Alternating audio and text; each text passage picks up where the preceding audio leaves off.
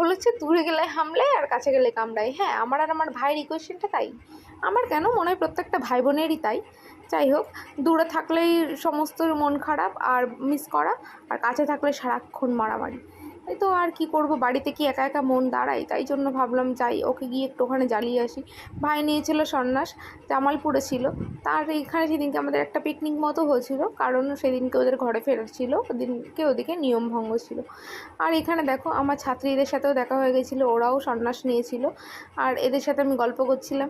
কি বলো তো, আমি টাইম তো খুব কম পাই, তবে যেটুকু টাইম পাই এদের সাথে কাটানোর চেষ্টা করি, আমি ভীষণ ভালো থাকি। আর এই দেখো এখানে এই পুচকো আমাকে চেনেও না, ও আমার সাথে খেলতে শুরু করে দিয়েছে। অ্যাকচুয়ালি বুঝতে পেরেছে না, হ্যাঁ আমি ওর বন্ধু, আর কি এর থেকে ছোট তো আর কেউ নেই না।